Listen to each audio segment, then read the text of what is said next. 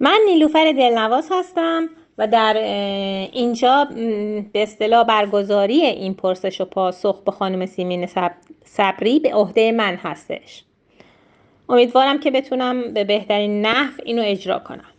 با درود به همه دوستان، میخوام اینجا یک بیوگرافی خیلی کوتاهی راجع به خانم سیمین صبری به شما بدم که البته من کاملش رو هم قبلش فرستادم در گروه و دوستان میتونن مطالعه کنن.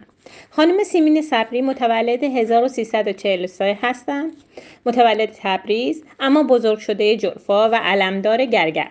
بیشتر از 23 سال است که از ایران خارج شدند به دلیل مبارزاتی علیه رژیم جمهوری اسلامی که البته که در سالهای آخر دبیرستان اخراج شدند و از تحصیل در دانشگاه بعد از اینکه قبولی رشته پزشکی رو داشتند محروم شدند.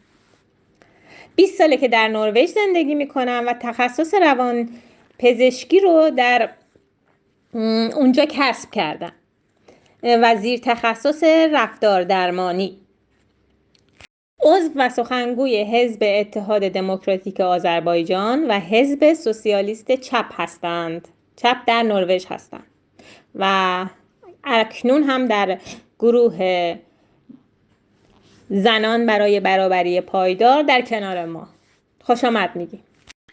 با سلام خدمت شما و شنوندگان عزیز و شهروندان و هموطنانی که منو میشنوند. از اینجا بسیار تشکر میکنم از تقدیماتتون و معرفی من. ناهید جان، من هم خیلی خوشحال هستم که در خدمتتون هستم و اجازه بدین اگه من 5 دقیقه و جمعاً 15 دقیقه موضوعی رو که خب دوستان به اطلاعشون رسونده شده میخوام با شما در میان بذارم و بعد بقیه برنامه رو در خدمتتون هستم اگر سوالهایی بود برای پاسخگویی. خب من بله عضو هیئت مدیره زنان ایران برای برابری پایدار هستم، وایس، و در کمیسیون بهداشت و روان فعال هستم، در این بخش کار میکنم و صد البته که شما هم انتظار داشتید که من در این مورد، یعنی سلامتی جسمانی و سلامتی روحی، یکی از اینا باهاتون صحبت کنم و این هم انتظار بسیار به جایی هست. ولی من خیلی به اصطلاح فکر کردم روی این مسئله. هرچی فکر کردم دیدم واقعا ما یه چیزای اساسی تر، یا بگیم سنگ های بیسیک تمل، یعنی به اصطلاح اون که میگن رکن اساسی هستن، اونا رو باید بذاریم سر جاش، بعد یه خونه درست کنیم روش، بعد هر کاری که فعالیت میکنیم. و یکی از اونها همین مسئله بود که من از هر دری وارد میشم برای مشکلات مثلا روانی، علتهای آنها، اینا رو چجوری باز کنیم، چجوری با اونا برخورد کنیم، چجوری مدیریت کنیم، همش میاد میرسه به 2 چیز: وضعیت خانواده، وضعیت جامعه. هر دوشون مستقیما روی بیماری های هم جسمی ما و هم روانی ما تاثیر دارن. بعد از اینجا که بیاین بیرون، یعنی واقعا شما نمیتونید انتظار داشته باشید که جدا، یعنی تجرید شده از جامعه‌ای که در اونجا زندگی میکنید، برید پیش یک روانپزشک مشکلاتتون رو بگید، بعد روانپزشک هم بگه که خب دیگه همین قرص رو بخورید و مثلا یه خورده باهاتون صحبت کنه، اینجوری مدیریت کنید اضطراباتون و نگرانی هاتون و دپرشن هاتون و یا افسردگی هاتون و خب چند جلسه دیگه بیان حالتون خوب میشه. در کشوری که من زندگی میکنم، نروژ، ما اصلا به صورت یک تیم با سوسیونوم ها، یعنی جامعه شناسا و اونهایی که به اصطلاح وضعیت اجتماعی بیمار به اونا مربوط میشه، با اونا همکاری میکنیم. یعنی اینقدر وضعیت جامعه مهم هست در بیماری های، به خصوص بیماری های روانی ما، و صد البته که بعداً به بیماری های جسمانی هم منجر میشه، دردهای عضلانی فلان که میدونیم از استرس بسیار و فشارهای روانی، سردردها، اینا خب بخشی از اون، حالا از اینها بسیار عمیق‌ترش هم داریم.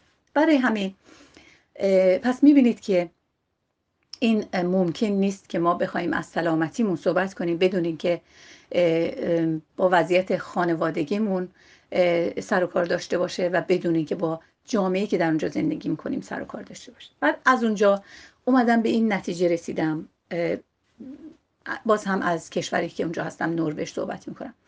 ما که از ایران تازه اومدیم یک کلیشه‌ای رو با خودمون آوردیم. مثلا ما دیگه زندگی میکنیم، با سیاست کاری نداریم. ما دیگه سیاست کار اونایی است که سیاست مدارها هست. مثلا سیاست یعنی دردسر. یادتون باشه اونایی که از به اصطلاح نسل من هستن، به خصوص بعد از انقلاب 1358 سالای 50 59 اینا، حتی در قهوه خانه ها، چای خونه ها همه می نوشتن بحث سیاسی نکنید، با سیاست کاری نداشته باشید. این اون چیزی بود که این رژیم در از 41 سال به ما تزریق کرد که سیاست مربوط به شهروندان نیست. رژیم سیاست ورزی میکنه، شهروندان اطاعت میکنن و اومدیم به اینجا رسیدیم که الان هستیم. در کشورهایی که به صورت دموکراتیک اداره میشن، سیاست مستقیما بخشی از زندگی تک تک شهروندان است، فارغ از هر شغلی که دارن، پزشک، نقاش، بنا، نمیدونم معلم، همشون. یعنی 5 میلیون که در نروژ ساکن هست، شاید باور نکنید که ما بیش از 15-16 میلیون عضو انجمن‌ها، سندیکاها، تشکیلات‌های مختلف داریم. چرا؟ چون همونطور که خانواده و مدیریت اون، اقتصاد خانواده بخشی از زندگی ماست، ما نمیتونیم رها کنیم به حال خود. واقعا خانواده کلاپس میکنه، از هم میپاشه. واقعا شما به عنوان خانواده مثلا بگیم به من ربطی نداره، خب شوهرم درآمد داره، هرچی اون بخره میاره، منم یه چیز درست میکنم. اصلا در برنامه‌ریزی خانواده برای بچه‌هاتون، آینده بچه‌هاتون چی خوبه، چیا رو معلق بذارین فعلا، چیا رو ارجحیت بدین، چی رو بخرین خوبه الان، چی رو فعلا اصلا بفروشین بهتره. همین این کارهایی که شما میکنید یک فرم هست به همون سیاست. یعنی دارید مدیریت میکنید رفاه و زندگی یک سلول اجتماعی که اسمش خانواده است. جامعه خانواده بزرگتر ماست، جامعه هم به همین شکل است. حالا میرم بخش وایس دوم. یعنی دوستان عزیز ببینید، به همون شکلی که شما نمیتونید لاقید باشید که واقعا دخل و خرج خانواده‌تون، تمام اونایی که به اصطلاح پول میارن، شاید بچهای بزرگتر هم تو خانواده زندگی میکنن، شاید یه پدر بزرگ، مادر بزرگی هم درآمد به اصطلاح بازنشستگیشون هست، نمیتونید بگید که با اشتراک مساعی کاری ندارید و هر کس داره برای خودش زندگی میکنه به جایی میکشه. و میدونید بهترین خانواده ها اونایی هستن که تفاهم هست، مدیریت خوب هست، به شکل عاقلانه، رئال، با واقع بینی دارن بودجه خانواده رو با ترجیح دادن به خصوص بچه‌ها که آینده جامعه هستن دارن خرج میکنن. همینطور هست در مورد جامعه. شما نمیتونید بگید که خب من برای خودم زندگی میکنم، پول در میارم، فلان، کار جامعه به من چه ربطی داره، سیاست به من چه ربطی داره. این اون کلیشه‌ای بود که گفتم ما از ایران آورده بودیم که سیاست مال سیاست مداراست، من کار خودم رو میکنم، زندگی خودم رو مرفه میکنم، حالا گروه پدر هرچی که اتفاق میفته در این جامعه، مثلا سیاست یعنی درد سر، ما با اینا کاری نداریم. این چیزایی بود که این رژیم به ما تلقین کرده بود. در واقع سیاست همون کاری هست که شما در خانه میکنید، منتها در یه مقیاس بزرگتر. یعنی از سلول خانواده که میشه آجرهای اجتماع میایید بیرون، در یک خانه بزرگتری که کشورمون هست میخواید دخالت کنید. ببینم بچه من فردا کدوم مدرسه میره، کدوم کتابای درسی تدریس میشه، چی میخوام به بچه من یاد بدم، چجوری میخواد به اصطلاح ارگانیزه بشه، به اصطلاح سازماندهی بشه این مثلا درمانگاه ها و خدمات پزشکی که من میخوام از اینجا بگیرم اگه بیمار بشم، کجاش بهتر هست، با این کشور خوبه با همسایه هاش در منطقه چجوری باشه به نفعمون باشه بهتر هست. نمیدونم درآمد یا بودجه کشور به بهترین شکلی چجوری حل بشه، چیها رو تو اولویت قرار بدیم، بهتر به یک جامعه رفاه میرسیم تا اینکه به اصطلاح برای مقاصد ایدئولوژیک و نمیدونم اولویت هایی که فقط پوشش میده بخش حاکم دولت رو به اصطلاح برای اونا صرف کنیم. یعنی شما یک دستگاهی رو به عنوان دولت دارید، فرض کنید پدر و مادر اون خانواده که الان نمونهشو گفتم، در سلول خانواده واحد کوچکتر، در واحد بزرگتر دولت این کار رو میکنه. ولی ما به عنوان شهروندا همون انتظاری رو که از یک پدر و مادر مدیر داریم که اقتصاد و بودجه خانواده رو خوب پیش ببرن، از یک دولت مدیر هم باید طلب کنیم که چه نوع جامعه رو ما میخواهیم، مدرن، معاصر، خوب برای فرزندانمون، آیندهمون، چه چیزها باید در اولویت باشه، بودجه به کجا بیشتر داده بشه. همه اینا بخشی از شماست. شما میلیاردر هم باشید در یک کشوری که در اونجا امنیت نیست، فقر وحشتناک، تضادهای طبقاتی به صورت دره‌های عمیق بین طبقات انسان ها هست، شما نمیتونید اونجا زندگی به اصطلاح خوشبختی رو که اونطور که در فکرتون هست، رفاه، مرفهی رو داشته باشید. چرا؟ شما همون کوچه ها، همون خیابون ها، همون قوانینی رو دارید به اشتراک میذارید که بقیه قشرهای جامعه هستن. یعنی شما اگر حتی رئیس یک بیمارستان هم باشید با درآمد کافی، نمیتونید در کشوری زندگی کنید که نصف شب وقتی از کشید میاد از بیمارستان خونه، از اول کوچه تا آخر کوچه رو نمیدونید که امن میتونید به خونتون برید یا نه. همه اینا نشون میده که خانواده، به همون شکل که خانواده و امنیت آن و مدیریت آن بخشی از وظیفه ماست، جامعه و مدیریت آن و دخالت در سازماندهی های مختلف، در وزارتخانه های مختلف در جامعه هم بخشی از زندگی ماست، چون مستقیما زندگی ما رو، گفتم دیگه، امنیت کوچه ها، امنیت پلیس، اعتماد به پلیس، عدالت قوه قضاییه، اتفاقی اگه برای شما افتاد، همه اینها زندگی شما رو تحت تاثیر خودش میذاره. این یعنی سیاست، این یعنی پلیتیک، هیچ اوکوس فوکوسی اینجا نیست، به همین سادگی. حالا این سیاست ورزی به شکل‌های مختلفی هست. بعضی ها به صورت فردی به اصطلاح خودشون رو رشد میدن، به گوش میدن، بعضی کتابا میخونن، بهترین مدل های دولت چی هست اونو برای دولت، برای کشورمون بخواهیم. مثلا بعدن اخبار رو خوب گوش میدن، از به اصطلاح رسانه های مختلف میگیرن، خودشون استنتاج میکنن که چیها برای ما خوبه. الگوهای مختلف که الان در دنیا هست اونها رو مطالعه میکنن به شکلی حتی اگه به اون سنهای بالاتر، بازنشستگی و کهولت هم رسیده باشن، میگن ما میخواهیم جامعه رو تحویل فرزندانمون و آیندگان بدیم که اونها با ما بسیار به اصطلاح چی بگیم، واقعا نسلی هستند که ما رو با خودشون خواهند بود و به ما درود خواهند فرستاد، به ما چون پیشینیانشون. برای همین این همونطور که وظیفه عضو خانواده هست، وظیفه شهروندی ما هست که حتما دخالت کنیم در این سیستم های مختلفی که در کشور، اتفاقات مختلفی که در کشور میفته، نظراتمون رو بگیم. اون چیزی که منو بسیار متاثر میکنه همین هست که سیاست ورزی در کشور در این سالهای استبداد، ما در ایران دموکراسی رو واقعا میشه گفت هرگز تجربه نکردیم. از سلسله های پادشاهی که بگذاریم و بیایم برسیم به این یکی 50 سال سلسله شاهنشاهی و 41 سال سلسله شیخی و ولایت فقیه، و واقعا ما با استبداد روبرو بودیم.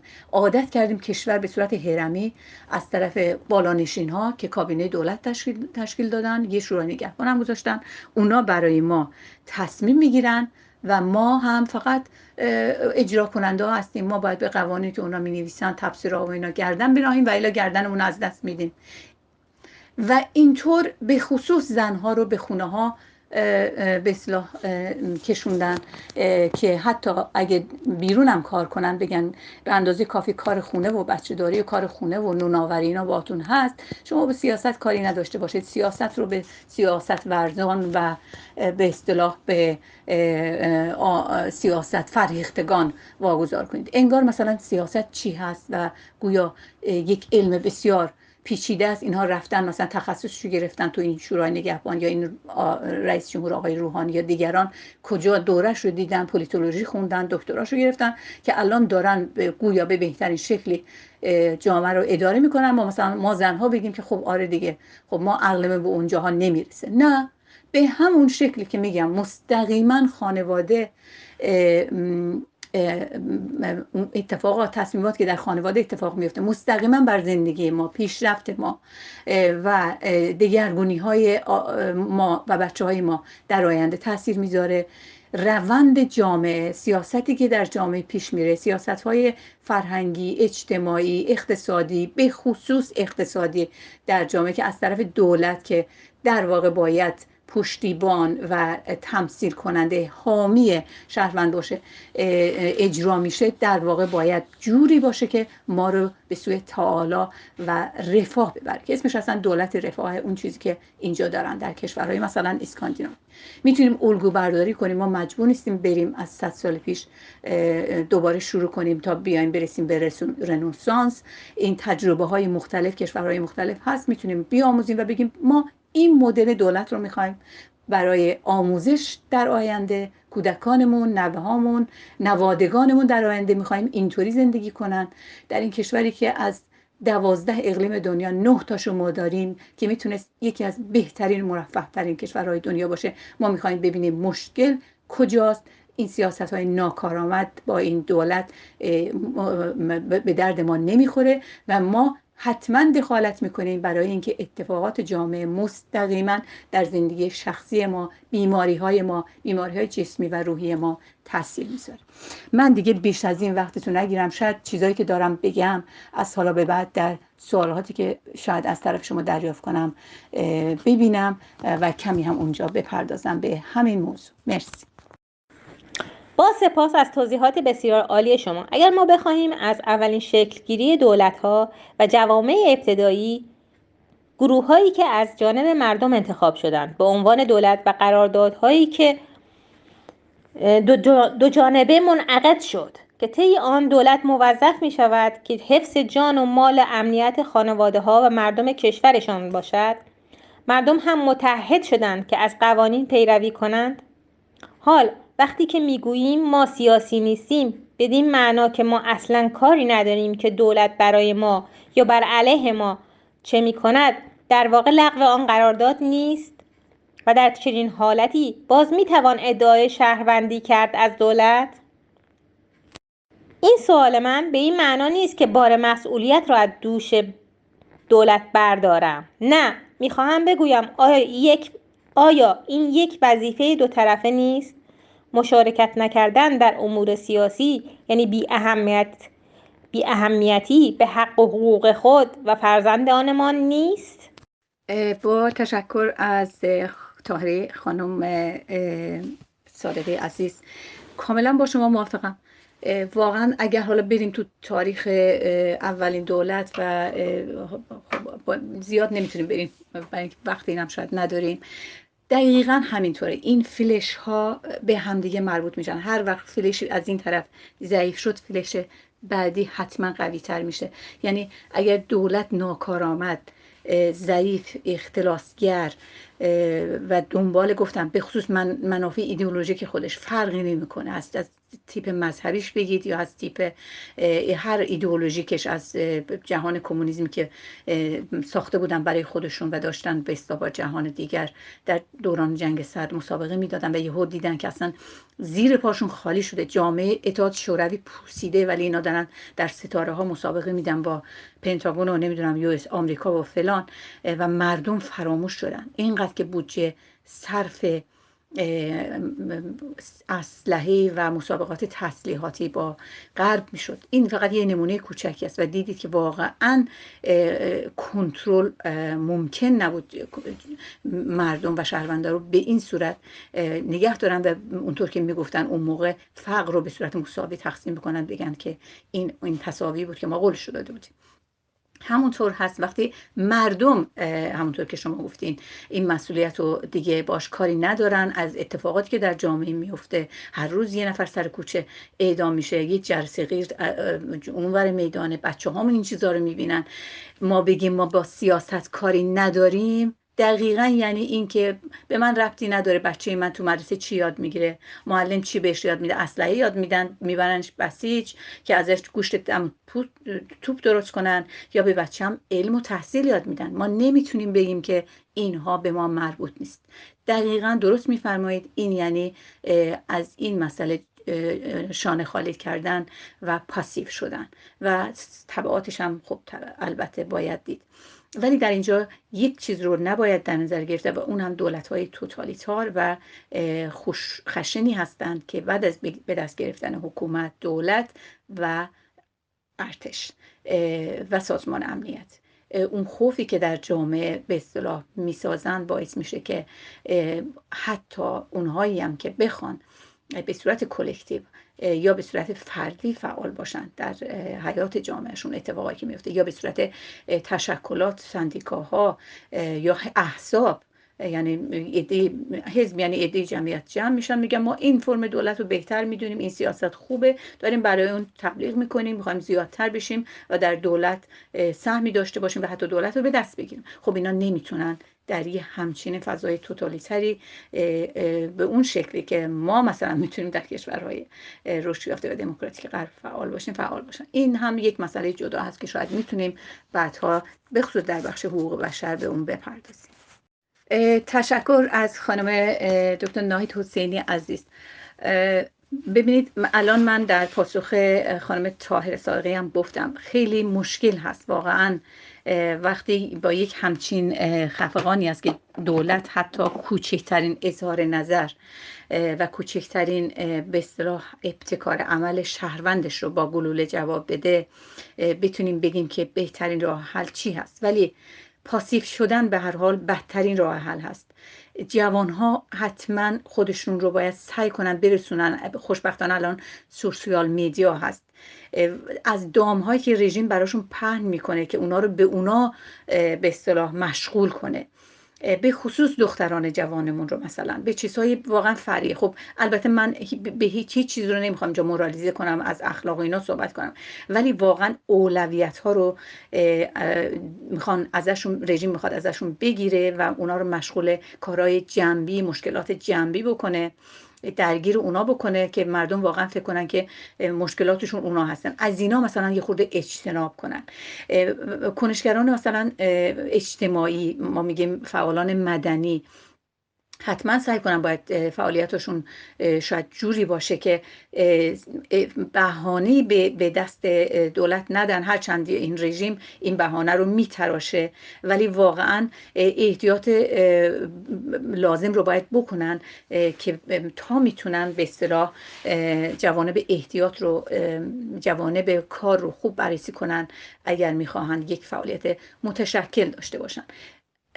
کمترین کاری که میتونه هر شهروندی در ایران بکنه اینه که خودش رو اپدیت، یعنی به اصطلاح در وضعیت روز تازه نگه داره. اتفاقاتی که در دنیا میفته، در دولت‌های مختلف میفته و مدل‌های مختلف، با مطالعه خودشون، با همین خودشون رو به کادر سازی بکنن از همین الان، برای اینکه آینده حتی به صورت بس انفجاری هم در کشورگی اتفاقی بیفته، ما به کادرهای واقعا پخته و کادرهایی که از نظر تئوریک لااقل هرچند از نظر عملی شاید تجربهشون امکان نداشته باشه تجربه‌ای رو هم کسب کنن، ولی از نظر بار تئوریک خودشونو برسونن با شیوه های مختلفی که در اختیارشون هست. میدونم در این سانسور و اختناق واقعا سنگینی که در اونجا زندگی میکنن این هم آسون نیست.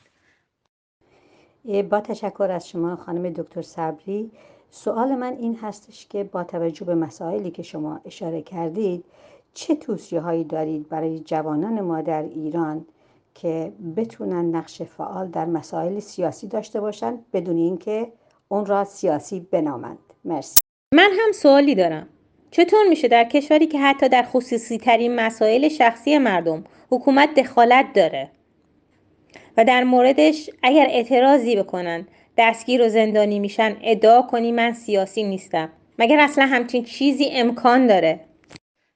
خانم نیلوفر عزیز، ببینید من هم باز هم الان هم برای خانم ناهید حسینی و طاهر صادقی توضیح دادم. ببینید من موافق هستم، واقعا خیلی راحته که خب ما اینجا بگیم که من الان در 3 تا تشکل‌های زنان فعال هستم، در یک حزب، یکی از حزب‌های مطرح نروژ، حزب سوسیال چپ عضو هستم و فعال هستم که بخشی از کوالیسیون دولت هست و خودمون هم در اتحاد دموکراتیک آذربایجان یک پلتفرمی داریم برای آینده در ایران، بهترین برای کشورمون.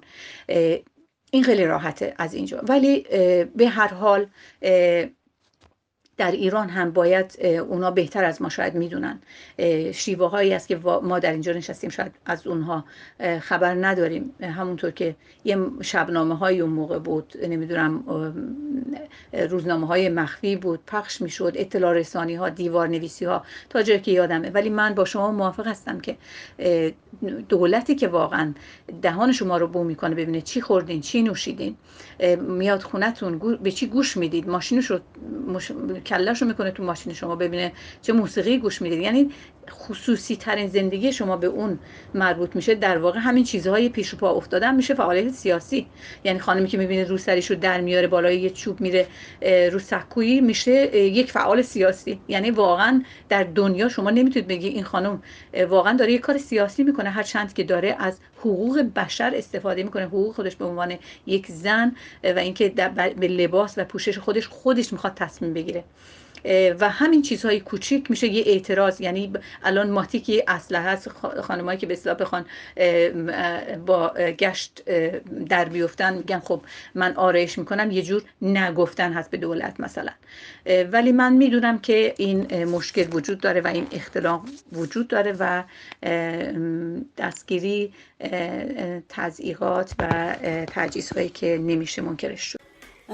سوال من اینه که آیا درصد زنانی که وارد مجلس میشن برای تصمیم گیری هایی که به نفع مسائل زنان هست مؤثره یا نه؟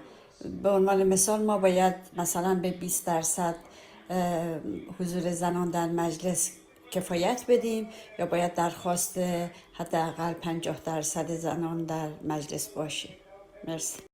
خانم فتحی یزدی عزیز، سوال بسیار بسیار جالبی پرسیدین در مورد سهمیه دادن به حضور زنان، یعنی جنسیت چگونه تقسیم بندی بشه. این هم موضوعی هست یادتون باشه یه پتیشن به اصطلاح مبارزه با چهره مردانه مجلس فکر کنم 4-5 سال پیش، شاید کمتر 3 سال پیش فکر کنم، یه همچین نظری بود. مشکلی که هست اینه که وقتی سیستم مرد سالارانه هست، زنان داخل سیستم، حتی زنان در صحنه به اصطلاح در صحنه سیاست هم به نوعی قربانی این سیستم مرد سالارانه هستن. ما الان این نمیدونم کمیته های بسیج فکر کنم مسئولش خانمی به هست به نام مینو اصلانی که مثلا معتقد هستن که من دختر داشتم 12 سالگی شوهرش میدادم برای اینکه هیچ محدودیت هایی نباید براش قائل شد، سن ازدواج یه چیز بیولوژیک هست و همچین چیزایی رو مالی خوریالی رو میبینید به عنوان سیاست های دولتی می نویسن امضا میکنن، یا مردا می نویسن اینا امضا میکنن، یا اینا می نویسن مردا امضا میکنن میارن. یا همین اواخر خانم انورالسادات لاجوردی، دختر همان لاجوردی جلاد، یکی از اونا که حتی میگفت سن ما میخواییم به اصطلاح ور داریم که با وکالت پدر دخترها در سن کودکی میتونن ازدواج کنن، اینو اولویت قرار بدیم. ایشون گفته بودن این یه چیز غربی هست، اصلا در اولویت این مجلس جدید نیست. یعنی اینو میخوام بگم اگر قرار باشه که با این سهمیه بندی یا کوتایی که ما میدیم به اصطلاح زنانی از این تیپ بیان زیاد بشن، به اصطلاح نبودنشون خیلی بهتر از بودنشون هست. یعنی آیا به جای شایسته سازی حتی مردهایی ممکنه باشه که بسیار مشکلات زنا رو و مطالبات زنا رو بهتر درک میکنن، ممکنه خیلی در مسیر مطالبات زنان کارهای مفیدتری انجام بدن تا این زنانی که این چند درصدی که الان در مجلس ایران هست. این جای بحث هست.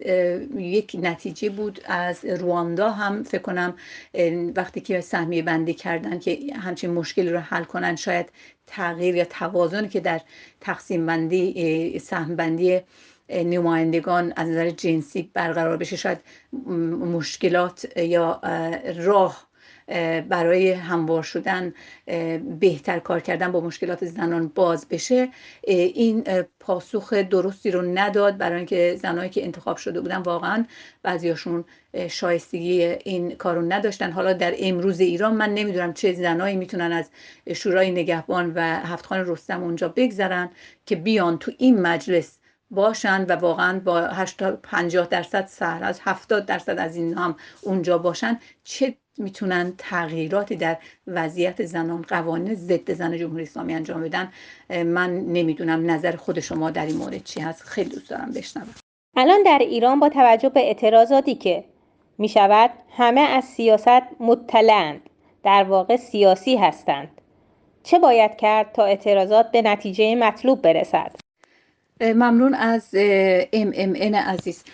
در ایران با توجه به اعتراضاتی که میشه همه از سیاست مطلعن. ببینید از حوادث مطلعن، شاید بگیم همه از حوادث مطلعن، ولی من واقعا نمیدونم، یه خورده تردید دارم با تو موافق باشم که همه از سیاست مطلعن. برای اینکه این بگم الان نزدیک بیش از به هر حال 100 سال سانسور و استبداد واقعا وحشتناکی در این کشور به شکلی در دوران پهلوی یا به شکل بعد در دوران رژیم جمهوری اسلامی پیش رفته، من نمیدونم چقدر از سیاست مطلع هستن.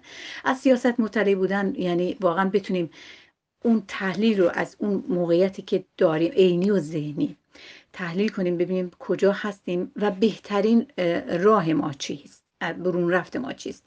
در سیاست میگن که اگر میتونی یه مانوری بدی که یک کوچیکی رو به دست بیاری، 20% رو به دست بیاری، باز هم اون غنیمت هست از اینکه یک مانوری بدی و اون چیزی رو که از دست یعنی در دستداری از دست بدی. یعنی سیاست ورزی یعنی اینو طلب میکنه که ما باید در هر اتاپ، در هر پله‌ای نگاه کنیم، ببینیم دور و برمون چه امکاناتی رو به دست ما میدن و ما میتونیم هدفها رو تا کجا بذاریم. دیگه هدفهای ایدئال خیلی بلند پروازانه نذاریم، بگیم تا کجا میتونیم در دست داشته باشیم. اینطور که به هر حال بعد از تجربه به اصطلاح اصلاحگرا و اینا به این نتیجه رسید، همه میگن این رژیم الان اصلاح پذیر نیست. خب همه باید متمرکز بشیم. الان در دنیای زندگی میکنیم که مدل‌های مختلف دولت امتحان شدن. ما همیشه مدل‌های موفق کشورها رو باید مدل قرار بدیم، ولی اونو اینتگره کنیم، یعنی تطبیقش بدیم، حتی یواش یواش تطبیقش بدیم با افرادی که واقعا در این مسئله تجربه دارن به کشور خودمون. مثلا ما نمیتونیم از یه استبار از چاله در بیفتیم تو چاه. ما نمیتونیم خودمون رو مقایسه کنیم بگیم که مثلا از وضعیتمون از مثلا آفریقا فلان کشور بهتر هست، به اینجا برسیم، این رژیم بره، هر کس بیاد به هر حال بهتر از اینه. به اینها نمیتونیم به اصطلاح حواله کنیم. بهترین راه این هست که اپوزیسیونی که در خارج هست واقعا منافع شخصی تشکیلاتی یا برنامه‌های تشکیلاتیشو فعلا به حالت تعلیق در بیاره و در منافع مشترکی که خیلی مهمه از نظر بیسیک، یعنی واقعا تمل.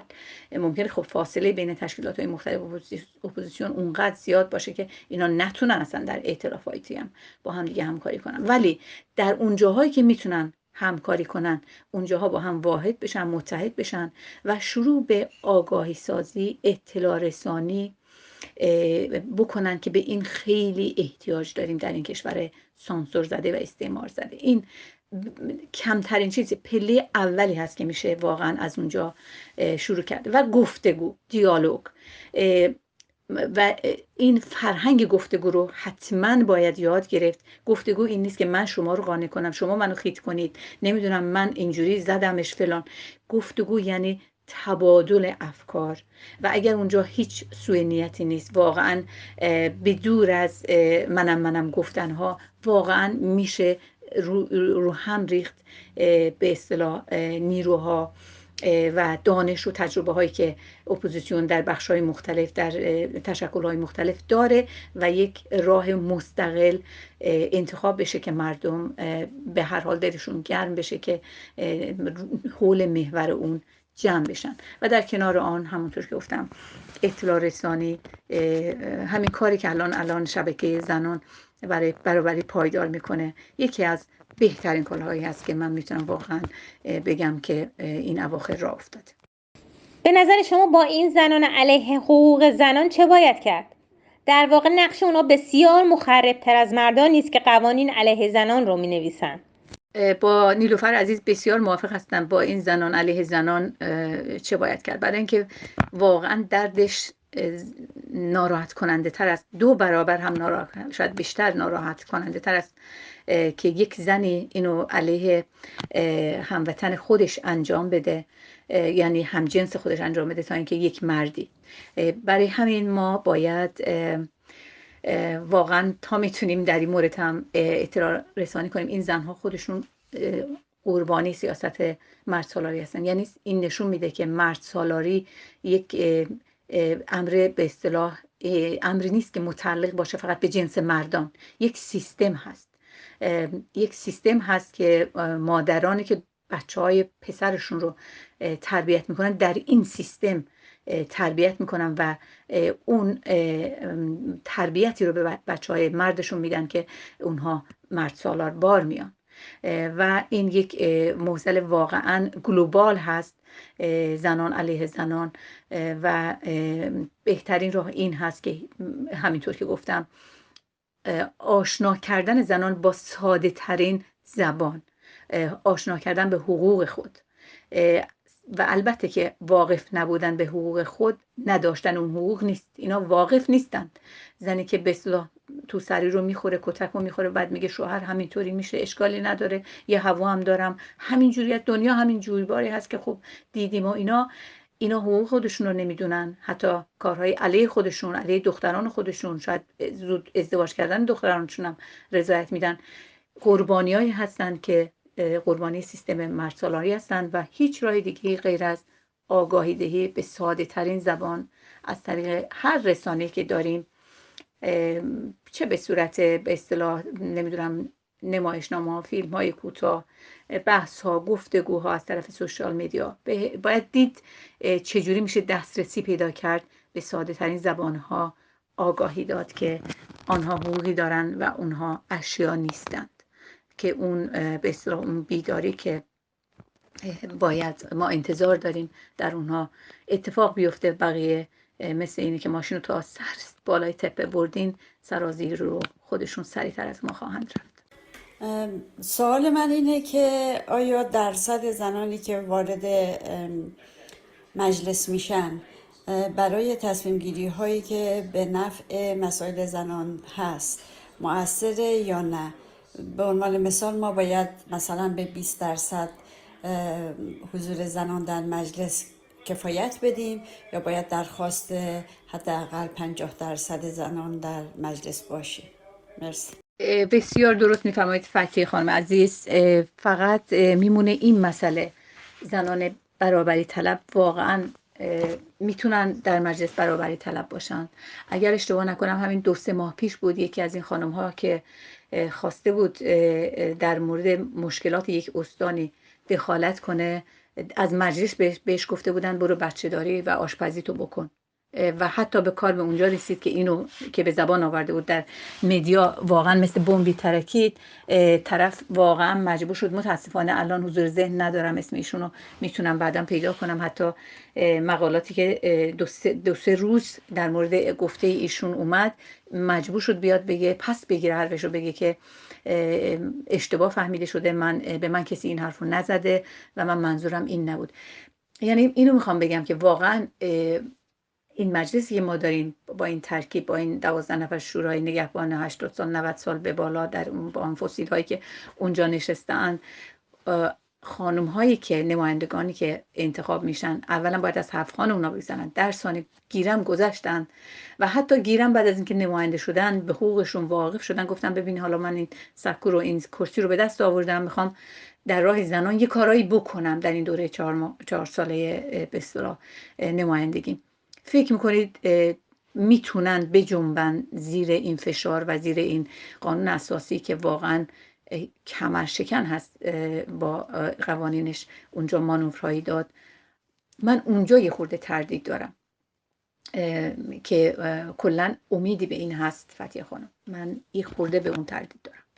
سیمین جان، در آخر پرسش و پاسخ دیگه ساعتهای آخریش هستش، میخواستم بگم اگر شما صحبتی داشتین که میخواستین انجام بدین، حالا فرصت نشد، الان فرصتی هست که اون حرفاتون رو بزنین، یا اگر میتونین راهنمایی کنین که چجوری مردم میتونن مثلا خانم ها بیشتر مشارکت داشته باشن در سرنوشتشون رو برامون بگین. ممنون میشم. خیلی ممنون نیلوفر عزیز. سوال بسیار مسئولیت دهنده هست، خیلی مشکل هست. تنها به هر حال پاسیو نباید بود، به هر حال در جای خود هم جنبیدن یک جنبش هست. همونطور که گفتم، نگن سیاست به من ربطی نداره، بگن همه چی که دور بر من، هم در خانه من هم در جامعه من اتفاق میفته به من ربط داره، چون ما در ارتباط مستقیم هستیم با نهادهای مختلفی که در اون جامعه، با مدرسهش، با دانشگاهش، با درمانگاهش، نمیدونم با ادارش، همش ما در اونجا زندگی میکنیم، با ترانسپورتش. شما همه اینا رو بگید، پس اینا به ما مربوط میشه. یعنی در اولویت بدن و بگن خب 8 ساعت که میخوابیم و 8 ساعت کار میکنیم، اون 8 ساعت بقیه رو که داریم سعی کنیم تا جایی که میتونیم خودمون رو برسونیم، یه خورده ببینیم چی به چیه، سعی کنیم منابع رو پیدا کنیم که با عقلمون جور در میاد، تحلیلایی که اینا میدن در مورد وضعیت ایران، در مورد آینده ایران، سعی کنیم به تشکلایی که به هر حال خب خیلی فرق میکنه در جمهوری اسلامی، من اینو موافق هستم. به هر حال اگر میتونیم از سوشال میدیا کمک بگیریم، در تشکلایی باشیم که فقط شنونده باشیم، در همینجا، در همین شبکه زنان، ببینیم کجاها میتونیم شنونده باشیم که سوادمون رو زیاد کنیم. سواد من منظورم همین سواد و اطلاعات سیاسی هست. خب ممکنه ما دکترا هم داشته باشیم در رشته‌های مختلف، این به این معنی نیست که ما در مورد آنچه که اتفاق میفته در جامعهمون هم خیلی خیلی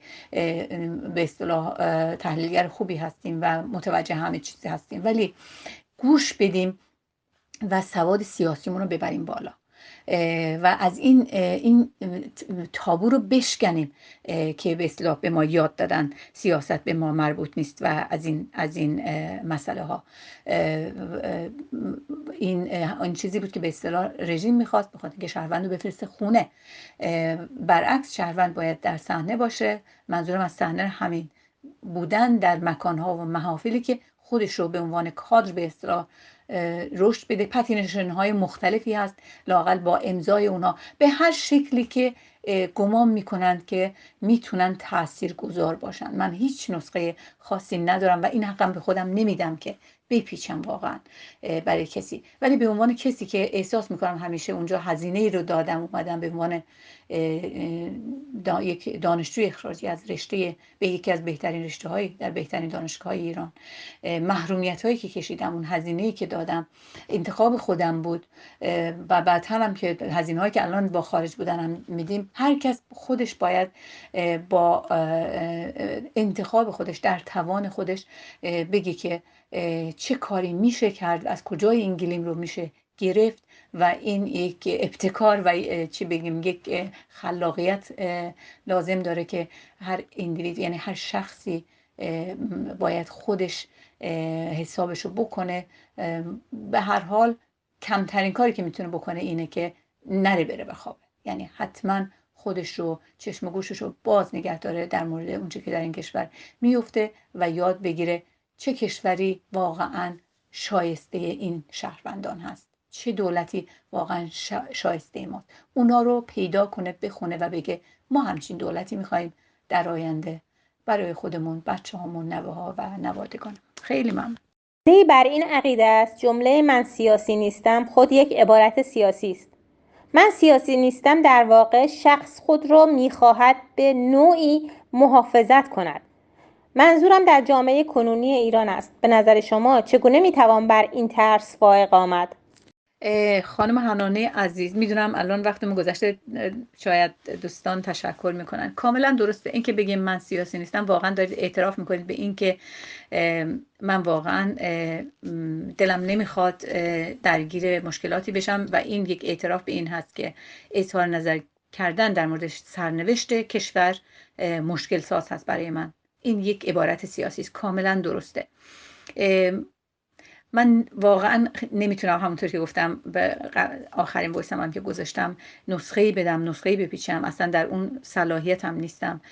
ولی واقعا یک جمله‌ای رو بگم از صمد بهرنگی، شاید راه که بیفتیم ترسمون میریزه، همش که نمیشه ترسید. و